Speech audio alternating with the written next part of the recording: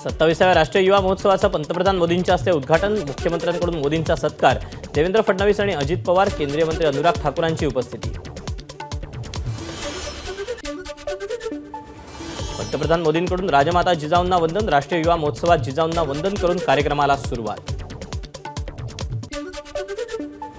माता भगिनींमधून शिवीगाळ करू नका, नशेपासून दूर राहा, राष्ट्रीय युवा महोत्सवात पंतप्रधानांचं आवाहन।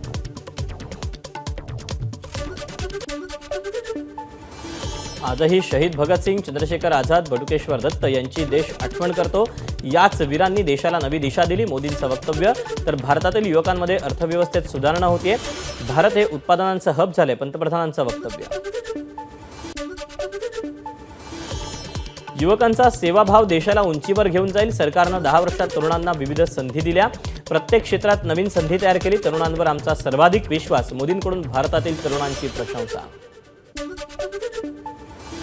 मोदींच्या नेतृत्वात देशाचा वेगानं विकास, राम मंदिर बनवून बाळासाहेब ठाकरेंचं स्वप्न मोदींनी पूर्ण केलं, मुख्यमंत्री एकनाथ शिंदेंचं वक्तव्य।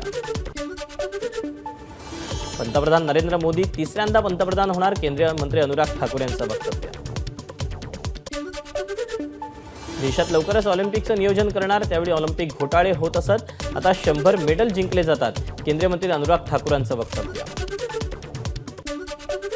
नाशिकमधील युवा महोत्सवात विविध राज्यांचे युवा संघ उपस्थित, मोदींसमोर प्रत्येक राज्यातील संस्कृतीचं प्रदर्शन।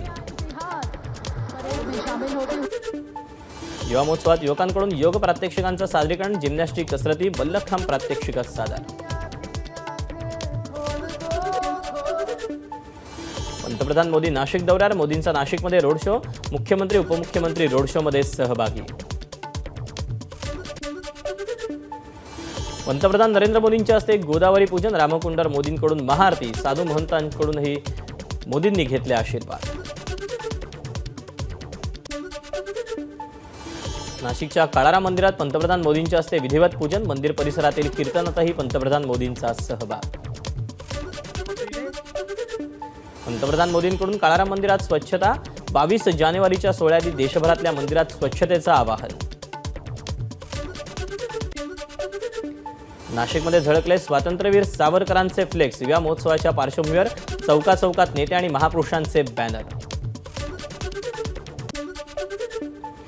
मोदींच्या दौऱ्यानिमित्त नाशिकमध्ये युवकांचं 3 पावले नृत्य, युवकांचा उत्साह वाढवण्यासाठी पालकमंत्री दादा भुसे देखील 3 पावले नृत्यात सहभागी।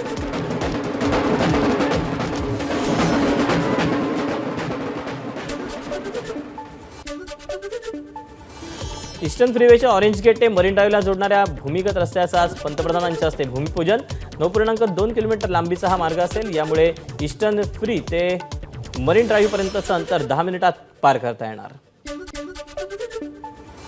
पंतप्रधान नरेंद्र मोदी आज पश्चिम रेल्वेच्या 6व्या मार्गिकेचं लोकार्पण करणार, गोरेगाव ते खार दरम्यान जवळपास 8.8 किलोमीटरचा हा मार्ग। बेलापूर ते पेंधर मेट्रो रेल्वे मार्गाचं पंतप्रधान मोदी लोकार्पण करणार, 17 नोव्हेंबरला सुरू करण्यात आली होती मेट्रो।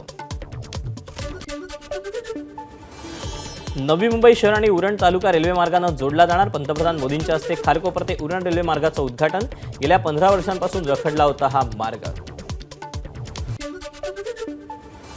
पालघरच्या पाणी पुरवठा प्रकल्पाचं उद्घाटन होणार, वसई विरार मीरा भाईंदरसह पालघर जिल्ह्यातील 30 लाख लोकांना पाण्याची गरज भागवणाऱ्या सूर्या नदीवरील प्रकल्पाचं आज लोकार्पण।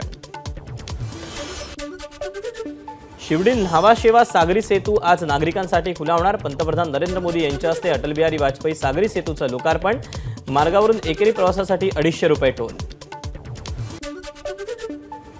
शिवडी न्हावा सी लिंकची मुख्यमंत्री एकनाथ शिंदेंकडून पाहणी, हा मार्ग राज्यातील गेम चेंजर प्रकल्प असल्याचं मुख्यमंत्र्यांचं वक्तव्य। शिवडी न्हावा अटल सेतू उद्घाटन सोहळ्यावर ठाकरे गटाचा बहिष्कार, ऐनवेळी निमंत्रण आणि निमंत्रण पत्रिकेत नाव नसल्यानं ठाकरे गटाचा निर्णय। ठाण्यात आज दिवसभर अवजड वाहनांना बंदी, पंतप्रधान मोदींच्या दौऱ्याच्या पार्श्वभूमीवर नवी मुंबईतील वाहतूक कोंडी टाळण्यासाठी निर्णय। मुंबई अहमदाबाद राष्ट्रीय महामार्गावर सकाळी 6 ते रात्री 10 वाजेपर्यंत अवजड वाहनांना बंदी, पालघर जिल्हाधिकाऱ्यांचा निर्णय। पंतप्रधान नरेंद्र मोदींच्या दौऱ्यानिमित्त गेटवे फेरी बोट आज बंद, तसंच एलिफंटाच्या जलवाहतूक देखील संपूर्ण दिवस बंद ठेवण्याच्या सूचना। निवडणुकीच्या तोंडावर असे दौरे वाढतात. लोकांना जेव्हा त्यांची गरज असते तेव्हा मोदी दौरे करत नाहीत. ते जिथे जातील तिथे धर्म जातपात करतील. काँग्रेस आमदार प्रणिती शिंदे यांची मोदींच्या नाशिक दौऱ्यावरून टीका.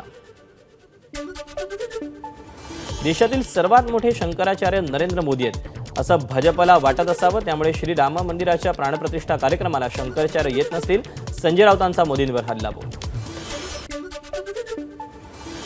मोदींनी निवडणुकांपूर्वी दौरे केले तरी लोकांच्या मनात काय आहे ते निवडणुकीच्या दिवशी दाखवतात, त्यामुळे घाबरण्याचं कारण नाही. मोदींच्या दौऱ्याच्या पार्श्वभूमीवर सुशीलकुमार शिंदेंची टीका. राम मंदिर हा भाजप, हिंदू महासभा आणि RSSचा अजेंडा असल्याचंही शिंदेंचं वक्तव्य. ABP माझा, उघडा डोळे बघा नीट.